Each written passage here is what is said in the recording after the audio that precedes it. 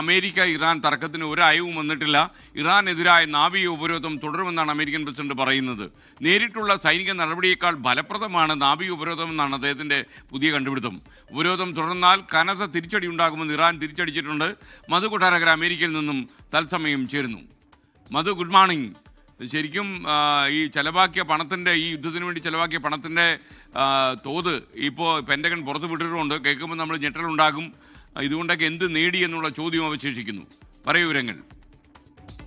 Morning എസ്കെൻ. ഇറാനുമായുള്ള ഈ സൈനിക നീക്കത്തിന് അമേരിക്കൻ ഖജനാവിൽ നിന്ന് ഏതാണ്ട് $25 ബില്യൺ ചെലവായെന്നാണ് ഇപ്പോൾ വരുന്ന വാർത്തകൾ. പെന്റഗണാണ് ഇത് പുറത്തുവിട്ടിരിക്കുന്നത്. ഇന്ന് US കോൺഗ്രസിന്റെ ഹൗസ് ആംഡ് സർവീസസിന്റെ ഹിയറിംഗ് ഉണ്ടായിരുന്നു. അവിടെ പെന്റഗൺ കൺട്രോളർ ജൂൾസ് ഹേസ്റ്റ് ആണ് ഇത് സംബന്ധിച്ചുള്ള കൂടുതൽ വിവരങ്ങൾ ഈ ഹിയറിംഗിൽ പറഞ്ഞത്. ഇവരോടൊപ്പം ഡിഫൻസ് സെക്രട്ടറി പീറ്റ് ഹെഗ്സത്തും അതുപോലെ joint chief of staff chairman Dan കെയ്നും ഒക്കെ ഉണ്ടായിരുന്നു. ഓപ്പറേഷൻ എപ്പിക് ഫ്യൂറി എന്ന് പേരിട്ടിരിക്കുന്ന യുദ്ധത്തിന്റെ ഈ ചെലവ് ഇതാദ്യമായിട്ടാണ് ട്രംപ് ഭരണകൂടം പരസ്യപ്പെടുത്തുന്നത്.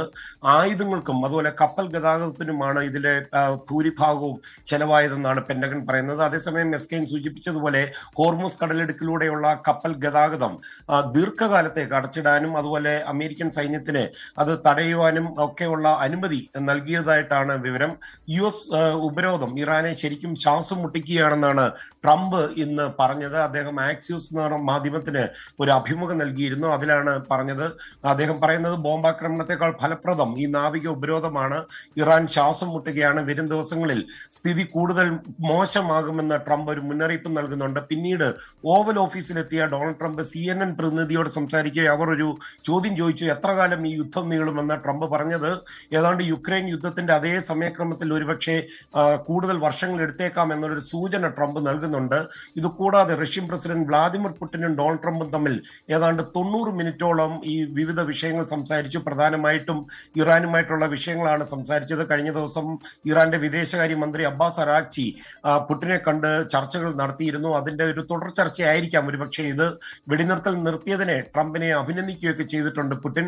അതേസമയം എസ്കെൻ, അമേരിക്ക നാവിക ഉപരോധം തുടർന്നാൽ കനത്ത തിരിച്ചടി നൽകേണ്ടി വരുമെന്ന് ഇറാൻ പറഞ്ഞിട്ടുണ്ട്. നയതന്ത്ര ചർച്ചകൾക്ക് ഇടം നൽകാനാണ് ഇതുവരെ സംയമനം പാലിച്ചതെന്നാണ് ഇറാൻ പറയുന്നത്. അത് മാത്രമല്ല, ഇറാനെ സാമ്പത്തികമായി തളർത്തി ആഭ്യന്തര കലാപം ഉണ്ടാക്കാനുള്ള ശ്രമമാണ് അമേരിക്ക നടത്തുന്നതെന്നാണ് Iran speaker Mohammad Bagher Ghalibaf പറയുന്നത്. എസ്കെൻ. Thank you Madhu Kottarakkara.